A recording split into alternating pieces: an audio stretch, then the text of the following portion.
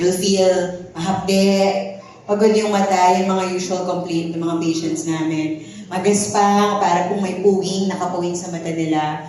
Itchy, syempre nagluluha, and very light sensitive. So when you have this constellation of symptoms, dry eyes, yon most likely. So I chose this photo specifically para ma-feel nyo kung gaano ka-dry yung dry eyes, di ba? So dyan sa photo na yan, nabibitak-bitak na yung lupa. Parang ganun din yung surface ng eye. So what is dry eye disease? Officially, it's called DED or dry eye disease. It has many factors, obviously. It involves loss of the homeostasis of the tear film, unstable, hyperosmolar, may part ng inflammation and then damage, and neurosensory abnormalities. So the main anatomical part we're talking about is the cornea, yung front of the eye. So the eye is like a room, the cornea is the supposedly glassy part at the front. Okay?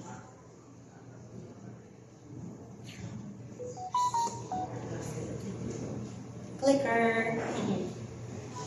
So, risk factors for having dry eyes, lalo na dito sa room, unfortunately, women, menopausal women, are predisposed to dry eyes. 8 out of 10. So, mga nanay, mga tita natin, yan, medyo mahapdi na yung mga mata.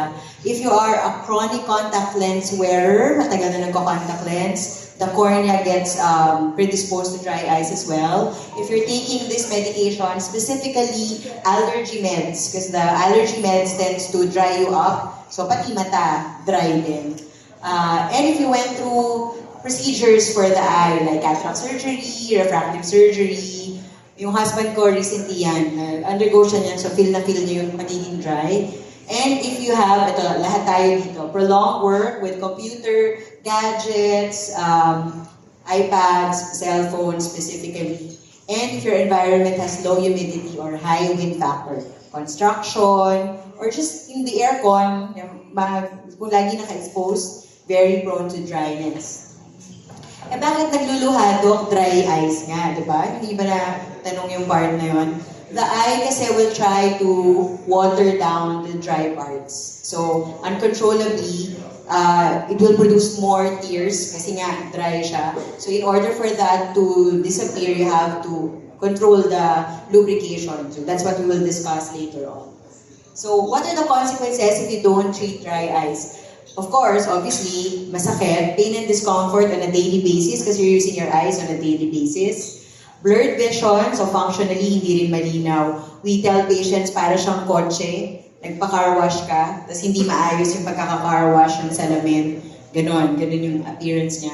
Of course, you will have decrease in work productivity, disrupted in daily task mo kasi bothered ka with the dry eyes, poor sleep condition, and of course, kung functionally you're not okay, physically you don't look okay then. Your eyes look watery, red, miserable, dry na dry. So, and the ending is generally poor quality of life.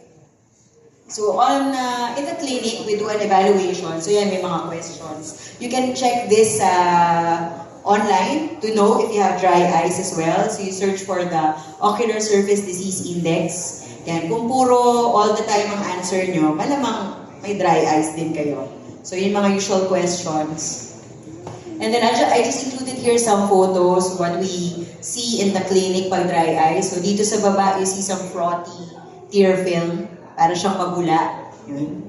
Mapula yung lids. Sometimes dryness is due to the fact na madumi kasi yung lashes. May blepharitis, parang balakubak.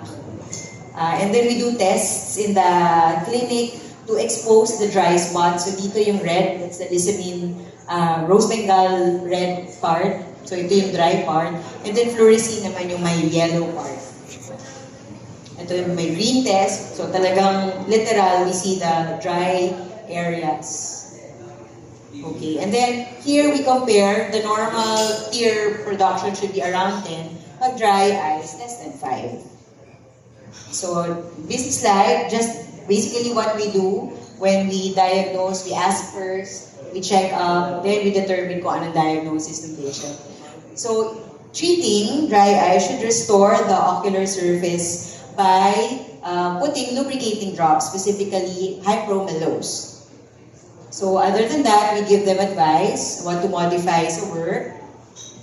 And then, it's important to know na IMO Moist is an over-the-counter medicine. So, as I've said recently, my husband had experience with the dry ice. Nalaman ko na IMO Moist is one of the affordable brands you can buy. The other lubricants are actually 3 times more than its price. So, very affordable for the general public.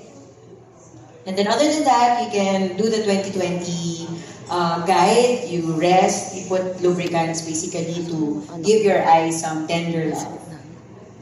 Okay?